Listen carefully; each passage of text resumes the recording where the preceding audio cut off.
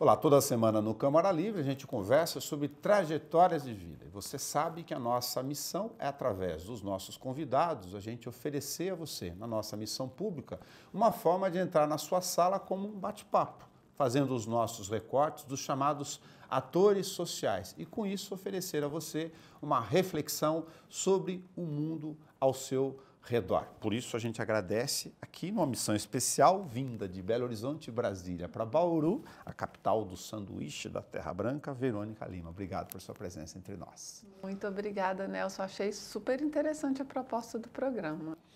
Você já tinha ouvido falar em Bauru antes? Já, com certeza. Não só do sanduíche, mas a cidade de Bauru. Não conhecia, mas já ouvi falar com certeza. Aqui do ladinho tem um cara que veio de Minas Gerais, a tua terra, que era chamado de Edson. E aqui do nosso lado aprendeu a ser chamado de Pelé, menino na rua do lado. A gente está aqui num pouco da história do mundo. Agora eu comento isso porque você está numa outra fração da história do mundo que não é pouco. A gente falava com o Márcio, seu colega, desde 1935 com a Voz do Brasil. A gente está falando de rádio quando nem rádio no país tinha. E um cara chamado Getúlio Vargas resolveu criar esse embrião. Você tem noção hoje, para as pessoas conversarem, do que significa, talvez do ponto de vista de história, em 2025, que talvez fique fácil para as pessoas imaginar no mundo digital, com o aparelhinho na mão, quando isso chega na casa das pessoas. Lá em 35, esse cara pensar isso? Pois é, a gente, nessa comemoração de 90 anos da Voz do Brasil, a gente pediu para as pessoas falarem da sua história com a Voz do Brasil. E são essas pessoas que me dão a dimensão do que representa a Voz do Brasil. A gente recebeu mais ou menos ali uns 80 depoimentos, o que já foi surpreendente, porque já mostra como a Voz do Brasil é um programa ouvido, querido e importante para as pessoas. Então, assim, a gente recebeu muitos depoimentos de pessoas falando, olha, eu ouço a Voz do Brasil desde que eu era criança, eu aprendi a ouvir com meu pai, ou com meu avô, com minha avó, e eu lembro ali da minha avó na beira do fogão a lenha ouvindo a Voz do Brasil. Eu lembro que meu pai apagava as luzes da casa, deitava todo mundo na varanda e ficava ouvindo a Voz do Brasil. Pessoas que se emocionaram porque eu ouvia com meu pai e agora eu acabei de perder meu pai, então eu estou emocionado só de falar da Voz do Brasil porque me traz essa imagem dele. Então, a Voz do Brasil e o rádio, isso é uma característica do rádio, tem uma vinculação afetiva com as pessoas, porque nessa época só existia o rádio. O rádio era o principal, era o único veículo que permitia que as pessoas fizessem contato com o mundo exterior. Então, você está numa cidadezinha ou numa cidade grande que seja, e você não tem isso da internet, de eu sei o que está acontecendo nos Estados Unidos, no Japão, na Europa. Era muito mais restrito, e quem trazia isso era o rádio. Por isso que a Voz do Brasil tem essa importância histórica para o Brasil. Quando você estava na PUC de Minas fazendo o curso de comunicação, você tinha que referência, olhando o tempo ao contrário para trás, de que hoje você pode tanto estar na mão da palma das pessoas ouvindo e vendo conteúdos, mas pensando nesse sistema embrionário que em 2025 você vai em cantos mesmo da Amazônia, desse país gigantesco, e as pessoas ficaram com medo da transformação do fim do AM, por exemplo, para o FM, imaginando, olha, não vai chegar mais informação aqui. Isso, pensando em termos de país e de estrutura, de democracia, é algo gigantesco. Sim, o AM não vai acabar, porque o AM ele ainda é muito necessário, né? E o rádio é muito necessário. Então, toda vez que a gente tem uma nova tecnologia, a gente sente primeiro medo dela. Fala assim, isso aí vai vir para mudar o meu jeito de ser, vai mudar a minha vida e vai acabar com a tecnologia anterior, né? O livro não acabou. O livro em papel está aí, hoje você tem livros digitais, mas tem muita gente que ainda prefere ler em papel, eu sou uma delas. O livro não vai acabar. O jornal em papel talvez acabe, mas ainda não acabou. O rádio com certeza não vai acabar. E a gente viu que a internet, as tecnologias, elas são maravilhosas e elas abrem um mundo de possibilidades para a gente. Mas, como tudo na vida, abre fragilidades também. Então, a gente viu na Europa recentemente um apagão de internet e as pessoas se ligaram a quem? Ao rádio. Nas enchentes do Rio Grande do Sul ano passado, houve campanha para doação de rádio a pilha e pilha. Porque no final das contas, quando tudo acabou, quem estava lá de pé para levar informação para as pessoas de onde tem abrigo, onde tem alimento, pode sair de casa agora ou não porque está vindo outra chuva, é o rádio. E a Rádio Câmara contribuiu levando informação, mandando campanhas informativas de proteção para as pessoas pelo rádio, né? Então, essa transformação tecnológica, quando eu estava na faculdade, era recente a novidade do computador. Colegas que fizeram faculdade 5, 10 anos antes ainda usavam, fazia diagramação no papel, recortava, colava, montava a página do jornal ali no papel, igual um quebra-cabeça. E eu já peguei uma diagramação no computador, né? Aquilo já era uma grande novidade. Claro que ninguém imaginava que 20 anos, eu acabei de fazer 20 anos de formada, 20 anos depois a gente ia estar com esse mundo tão acelerado, tanta informação chegando para a gente. Mas eu acho importante a gente fazer uma reflexão aqui, considerando, né, essa experiência que a gente acabou de mencionar do rádio, a importância do rádio e dos riscos da gente depender só do tecnológico, fazer essa reflexão também de quanto que a gente também perde quando a gente entra muito nessa informação alucinada de rede social, tem que estar acontecendo agora, eu tenho que acompanhar tudo. A gente está tendo tempo de parar para refletir, para juntar as informações, conectar as informações que a gente tem com as que a gente está recebendo agora, para tomar decisões. Então, existe também um movimento no jornalismo de vamos parar um pouco, vamos fazer um jornalismo lento aqui também, um jornalismo aprofundado, um jornalismo que me permita refletir realmente. A gente está sob o risco, sob a ameaça, talvez, de abrir mão da nossa capacidade de reflexão para as máquinas, para a inteligência artificial. Então, a gente tem que pensar nisso também. Não é ser contra a tecnologia, não é negar a tecnologia, mas a gente não pode abrir mão da nossa capacidade de reflexão. Quando você comenta sobre isso, ia sugerir que a gente refletisse um pouco sobre o papel do 15 Minutos de Cidadania nesse ambiente mais amplo. Então, pensando exatamente, talvez, nessa contradição. Aqueles que estão correndo alucinados, atropelando o tempo do lado de lá, por várias razões que você já mencionou, e essa necessidade de ter pautas para chamar a atenção das pessoas. Olha, vamos aprofundar um pouco mais. Sim, aprofundar, recordar, porque a gente faz no 15 Minutos de Cidadania, às vezes, temas e direitos que já estão em vigor há muito tempo. Lei seca, por exemplo, né? A proibição de dirigir alcoolizado em qualquer quantidade.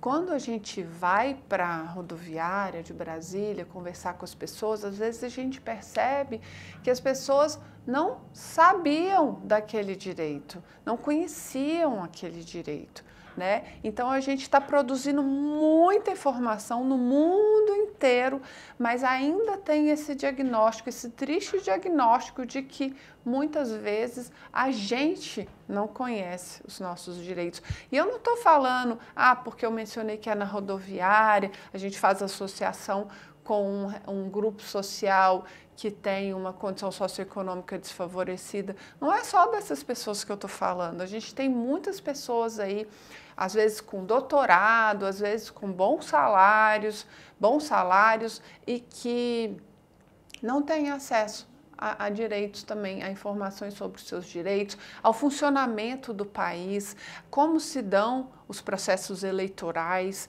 aí tem muita desinformação, tem muita informação feita para desinformar, informação errada, que é justamente para direcionar a pessoa, pega na emoção dela, ela já fica irritada e com raiva e frustrada, e aí já tira as conclusões que as pessoas mal intencionadas querem que a gente tire.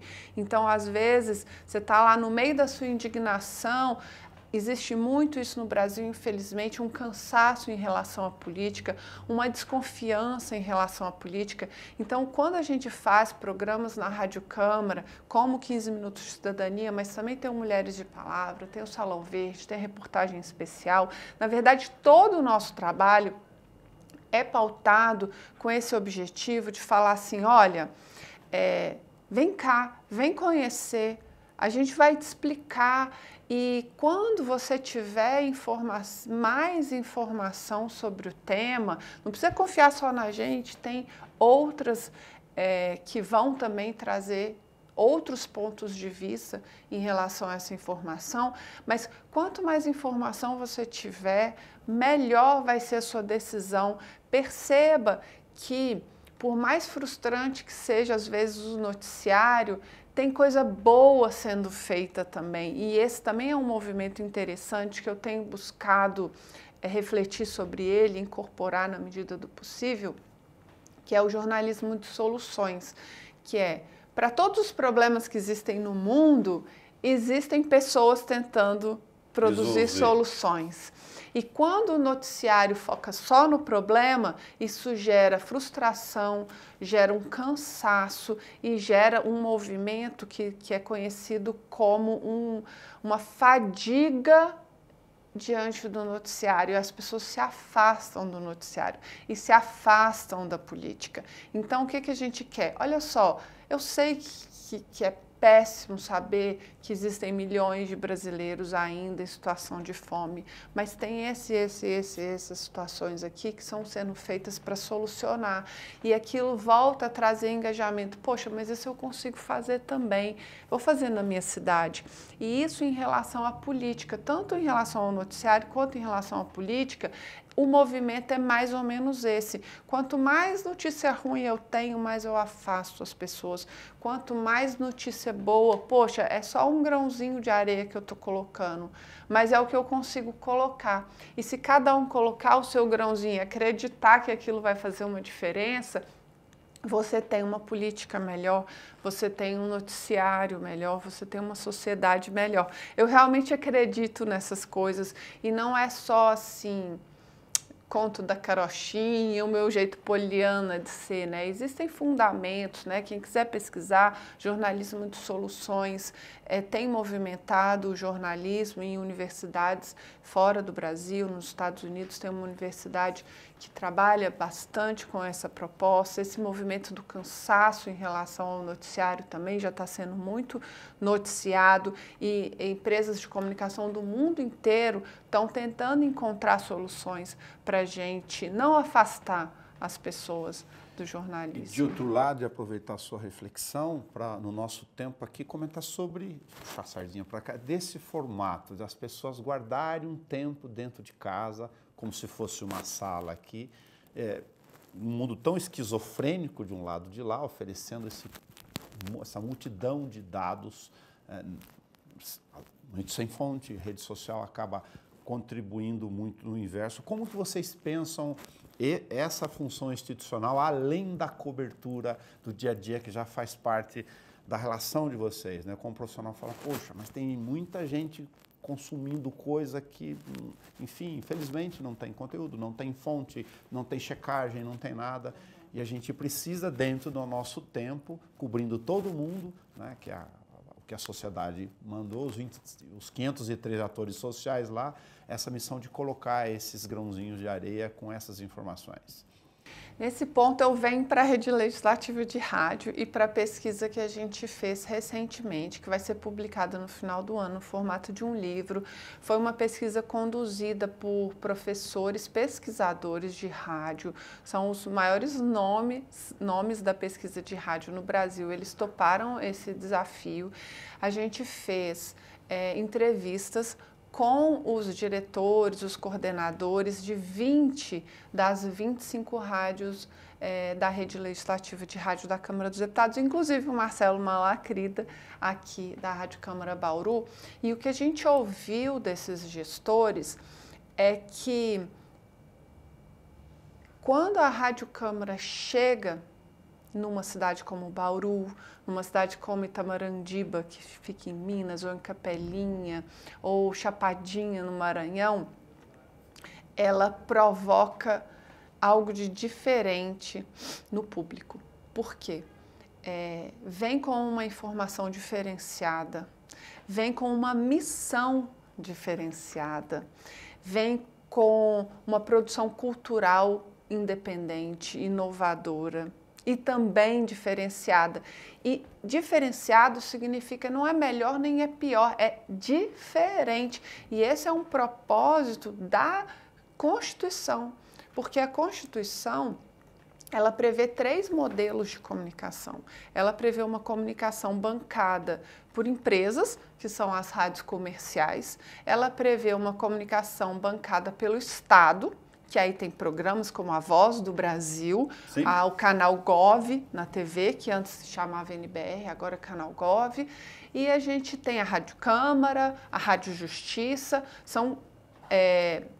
são veículos bancados com dinheiro público do Estado, com uma missão institucional de mostrar para a população o que o Estado está fazendo. Isso é transparência, né? Não é chapa branca, não estou aqui para te enganar, eu estou aqui para te mostrar o que o Estado está fazendo. Isso é meu papel também como Estado, mostrar para você o que eu estou fazendo com o seu dinheiro. Né?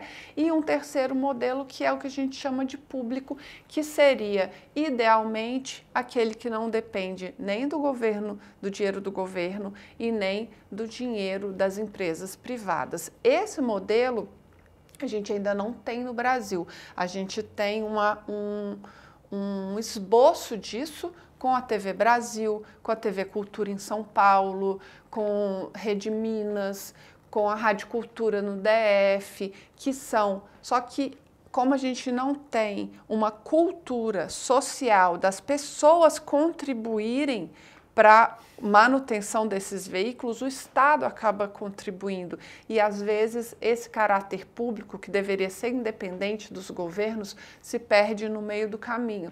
Mas quanto mais as pessoas se apropriarem desses canais, entenderem que a TV Brasil, por exemplo, ela tem um objetivo de ser plural, de ser diversa, de ser diferente, de ser o espaço para a representatividade de toda a população brasileira e não do governo brasileiro, né? O canal Gov é o canal do governo brasileiro, a TV Brasil é o canal do povo brasileiro, né? Aí sim a gente vai ter uma comunicação pública de qualidade, né? E aí voltando, né, tendo essa explicação constitucional, eu estava falando que a rede legislativa de rádio chega aqui em Bauru com a Rádio Câmara Bauru, chega em Minas com algumas rádios Câmara que a gente tem lá, chega no interior da Bahia, no interior do Maranhão, e a população percebe a diferença. Porque você tem um padrão de rádio comercial que é legítimo, é constitucional, tem que ter, não tem ninguém aqui falando que não tem que ter, que é errado, que é ruim, que é pior, tá certo, é legítimo, tem que acontecer, mas tem que acontecer os outros modelos também.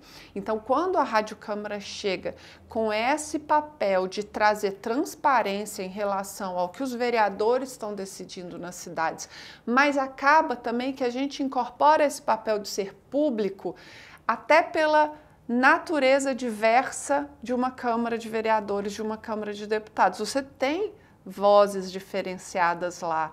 Então, você vai ouvir pontos e contrapontos necessariamente, porque os deputados estão debatendo, estão divergindo no plenário. Quebra o rótulo do chapa branca que alguém pode pensar. Exatamente, porque o plenário é diverso. Se você ligar a TV Câmara e acompanhar uma discussão em plenário, qualquer tema, dificilmente vai ter um tema em que todos os deputados concordam.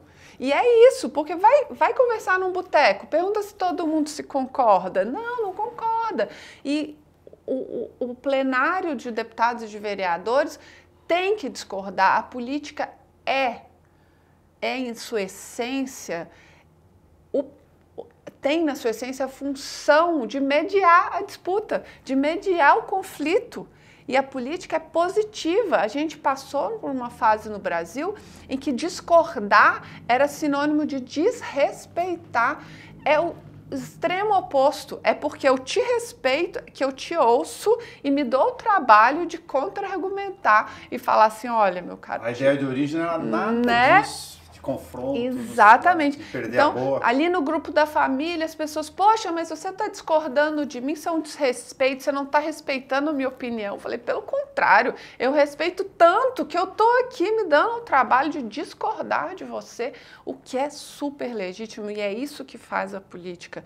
Então, a gente tem algumas ideias relacionadas à política que a Rádio Câmara, quando ela vem, a pessoa percebe. A gente não precisa explicar. A pessoa fala, poxa, mas que interessante, eu não tinha ouvido esses dois pontos de vista lá no outro noticiário que eu estou acostumada a ouvir. Então, o que esse livro vai trazer, só para encerrar, vou fazendo uma volta muito grande, é um fenômeno que esses pesquisadores estão chamando de interiorização da comunicação pública.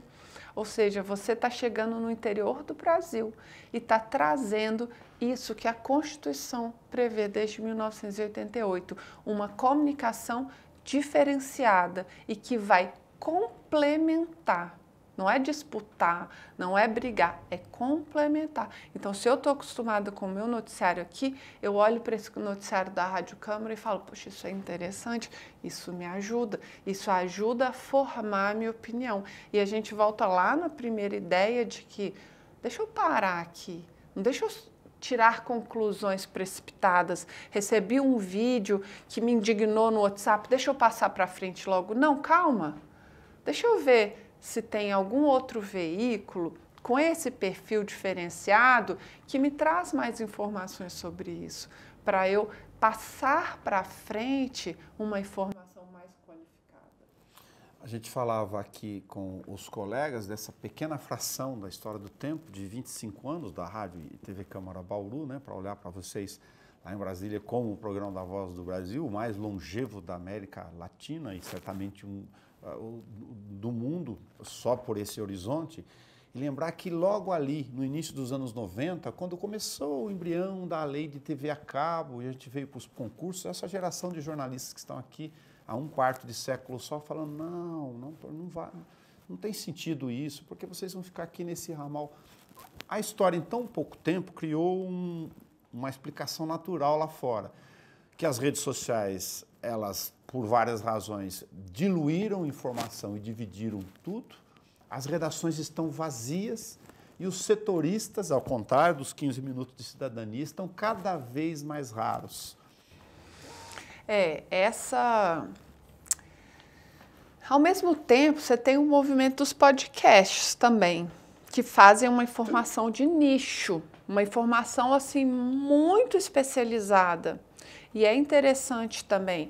Então, por mais que a gente tenha já refletido aqui sobre o excesso de informação, se você, por outro lado, se você busca uma informação específica, você encontra, né? E isso é interessante. Você tem sites especializados, você tem podcasts especializados, você tem rádios. O rádio passou por esse processo de segmentação, né? Talvez agora, por causa da segmentação de podcasts, o rádio volte a ser mais generalista e trazer de tudo um pouco, né? Então, esses movimentos, eles vão acontecendo. Então, sim, tem também a informação especializada. E isso é a riqueza da internet, porque se você tira o tempo, fala, não, antes de eu me posicionar em relação a isso aqui, eu vou estudar, eu vou refletir, eu vou entender. E aí você se torna aquele farol também no mar de confusão e de desinformação e de briga que às vezes a gente se encontra, né? Porque a gente precisa também que o cidadão que não é jornalista faça também esse papel ali no grupo da família, na hora que começar a confusão. Poxa, pessoal, vamos com calma, olha aqui. Isso aqui não é verdade, não tem como, isso aqui nunca existiu, esse vídeo é falso, tá aqui, ó, um site que demonstra, né? Várias instituições têm esse papel, a Câmara tem, o Comprove, tá em dúvida? Manda ali, dá para fazer para o WhatsApp, manda um WhatsApp para o Comprove, pega a informação certinha, bota no grupo da família, fala, cara, você pode se indignar o tanto que você quiser, mas não é verdade. E aí aquelas pessoas que não entram na briga, mas que estão antenadas na conversa e estão em dúvida, não sabem em quem elas acreditam, olham para aquilo ali e falam, ah, tá, essa informação aqui é interessante e vou guardar para mim. E assim a gente talvez consiga dar uma acalmada e navegar nesses mares de desinformação e de excesso de informação de uma forma mais interessante, né?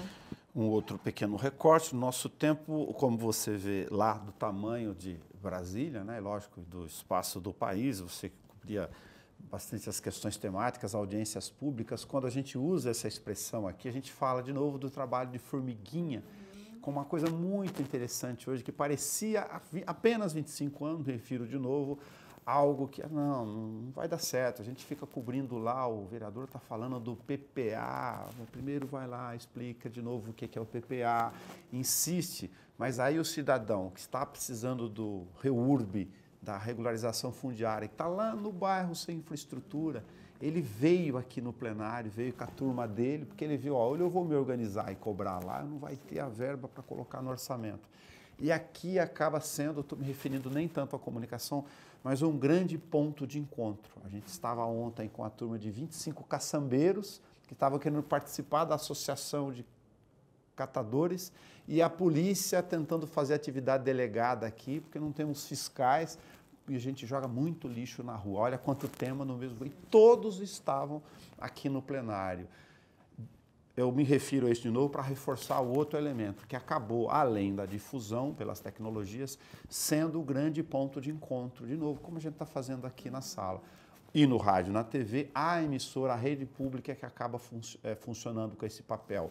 Isso, guardadas as proporções, acontece lá também em Brasília? Com certeza, e em proporções gigantescas. Tem dados assim, não tem oficial na minha cabeça, mas são milhares de pessoas que transitam na Câmara, principalmente terça e quarta-feira. São milhares. Muitas vezes a gente passando pelos corredores, você vê grupos de 30, 40, 50 pessoas uniformizadas, com as suas bandeiras, né, trazendo as suas pautas para os deputados.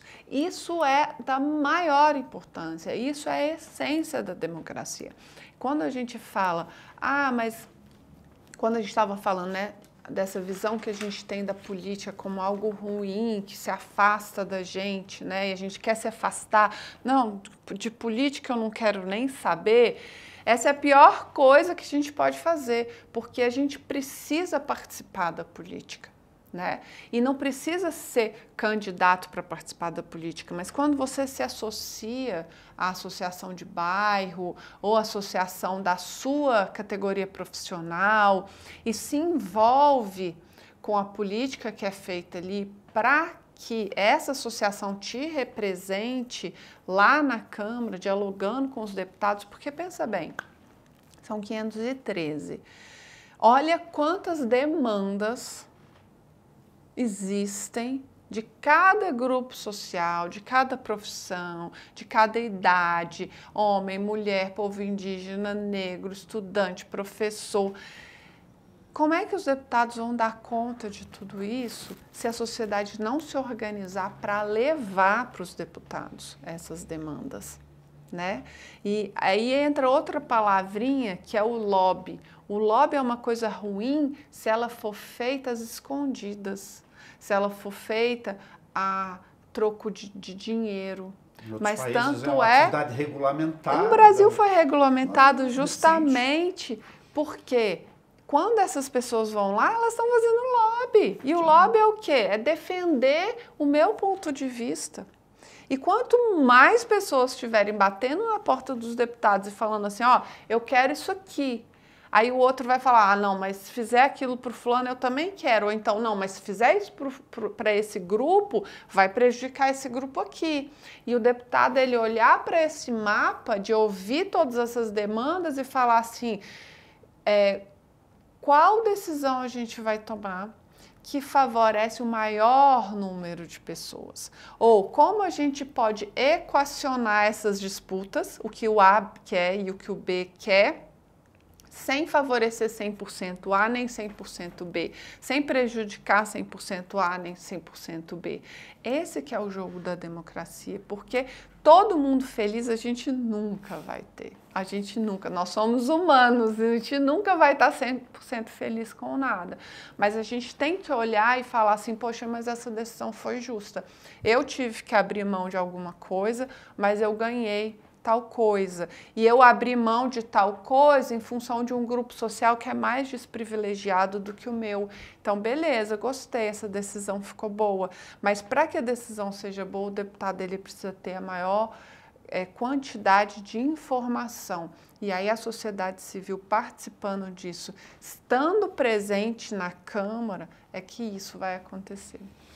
2 recortes para aproveitar o nosso tempo da ansiedade de lidar com tanta informação, com tanta história. A jogadora de vôlei de 1,87 ficou em Minas Gerais nessa trajetória. Brasília entrou na sua vida por causa da rádio, dessa profissão já? Sim, eu joguei vôlei dos 12 aos 25 anos. Foi uma fase, assim, maravilhosa da minha vida, mas é outra realidade. Sim. Mas ajudou a me preparar para quem eu sou hoje, sabe? Eu devo muita coisa ao esporte. O esporte é uma coisa muito bonita, é muito interessante. Tem seus problemas também, né? Com 25 anos eu parei de jogar vôlei, entrei na faculdade de jornalismo e aí quando eu me formei aos 28, eu falei, cara, não dá tempo de ir para a redação Cefoca, né? Que é o apelido, né? Que a gente dá para o jornalista novato. Então, eu já parti logo para fazer concurso público e conseguir emprego para me manter. E deu certo de ir para Brasília, então estou em Brasília desde 2007. Outra questão, dentro dos nossos recortes, para você refletir um pouquinho conosco sobre a questão de estarmos num país, na pirâmide etária, em fase de transição, como você sabe, em pouquíssimo tempo a maioria idosos, né, ou 50 a mais, ou 60 a mais, seja o que for as faixas, mas com muito menos jovens. Se este horizonte da rádio, da questão institucional pública, como isso entra dentro da cabeça de vocês, ou como tudo é um processo que vai se desenvolvendo e se ajustando? Já tem um tempo que a sociedade brasileira está percebendo essa mudança, né? Isso é refletido na Câmara, então você tem já o Estatuto do Idoso, você já tem aí a preferência dentro da preferência, né? 80 anos tem uma preferência, em relação aos outros idosos de 60 anos.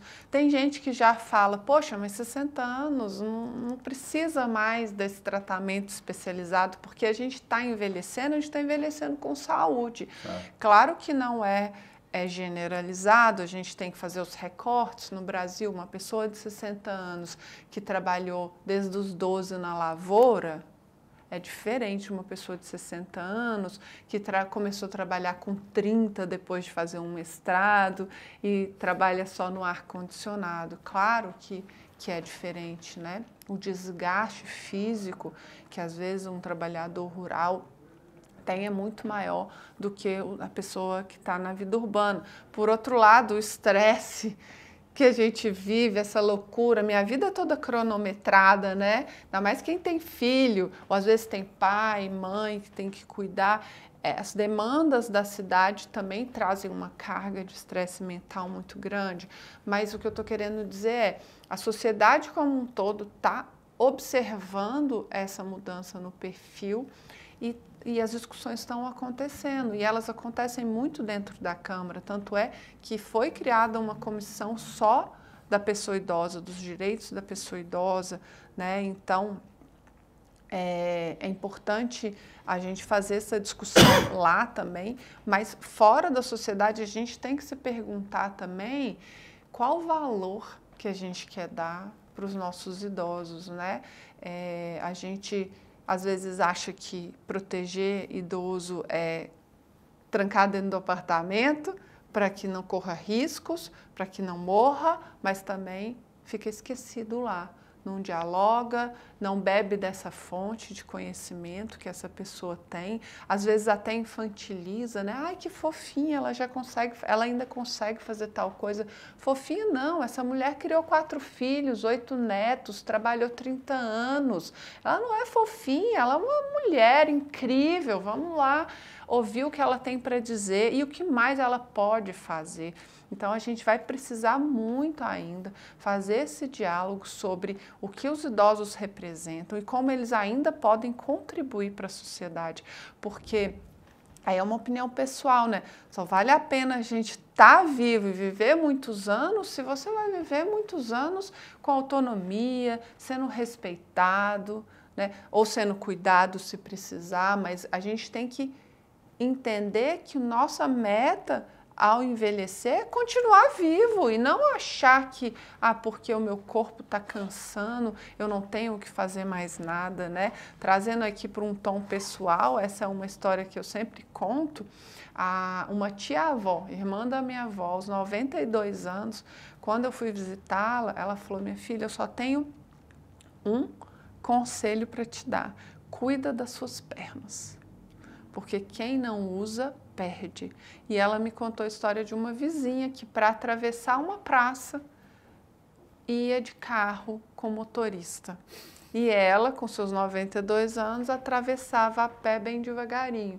E ela falou que alguns meses depois eu encontrei essa vizinha, ela estava em cadeira de rodas, né? Então, e a minha mãe fala, eu aprendi com uma senhora que ela não pede ajuda para nada, porque as pessoas começam a te ajudar demais e você vai perdendo aquelas funções, né? Então, não sobe uma escada mais, não carrega uma sacola de supermercado. É claro que você não vai deixar ali a sua avó de 80 anos carregando sacola sozinha e você não vai ajudar. Mas, poxa, ela também tem que continuar fazendo. Mas a ideia é mais sistêmica de autonomia. De autonomia, então ela tem que continuar fazendo, vai continuar viajando, vai continuar indo ao banco sozinha, vai continuar andando pelo bairro sozinha, fazendo. Essa mulher criou você, essa mulher veio muito antes, ela já passou por muitas dificuldades, já venceu muitos obstáculos, ela não pode ser tratada como uma coitadinha, pobrezinha também, que não é capaz de mais nada. Ela é capaz de muita coisa e aí tem que continuar sendo capaz de muita coisa, sabe? Ela agora ela está num lugar, ela tem que estar no lugar de escolher o que ela quer e o que ela não quer fazer, né? Verônica Lima, muito obrigado pelo seu recorte conosco aqui, que a gente chama no Câmara Livre, que é uma forma, como eu disse no início, de forma institucional, de conversar sobre esses recortes de vida fora da nossa cobertura tradicional, necessária da pauta do dia a dia. Sim, adorei a conversa, adorei. E falando do rádio, esse jovem de 90 anos, cheio de vida do ponto de vista da história da comunicação, né, que está presente na nossa vida, aqui no nosso quadradinho. O rádio tem mais de 100 anos no Brasil, a gente comemorou, né? E comemoramos muito 100 anos do rádio. E assim, quero comemorar os 100 anos da Voz do Brasil, né? E que o rádio continue sendo esse veículo que mexe com a gente, né? Quem ouve rádio cria um vínculo afetivo com a pessoa que está falando, né? E isso é muito legal, isso acho que nenhum veículo consegue entregar. É uma pessoa que está ali conversando comigo, eu crio um vínculo de credibilidade, de confiança e até de amizade, né? Eu sou uma ouvinte de rádio, sempre fui, e eu tinha essa história. Até hoje, quando eu conheço alguém que eu estou acostumada a ouvir no rádio, eu fico meio assim, tietando. Nossa, essa é aquela pessoa. A pessoa me acompanhou tantos momentos na minha vida, né? E ela está ali agora, estou conhecendo. Acho que o rádio tem isso, é muito gostoso. Tá vendo? No Câmara Livre a gente conversou com a Verônica Lima, que veio aqui conhecer Bauru pelos 90 anos da Rádio Câmara, pelos 25 anos da Rádio e TV Câmara em Bauru. Não importa, a gente quer entrar todo dia na sua casa para conversar sobre esses recortes de vida. E através disso, na nossa proposta, na nossa missão pública, fazer com que você olhe um pouquinho o horizonte ao seu redor. Se eu puder escolher, como eu faço sempre no final do Câmara Livre, depois de um bate-papo, talvez, como sugestão, você nunca mais, se for o caso, vá ouvir a Voz do Brasil como chapa branca. Na verdade, a gente falou hoje que ela é multicolorida. Até!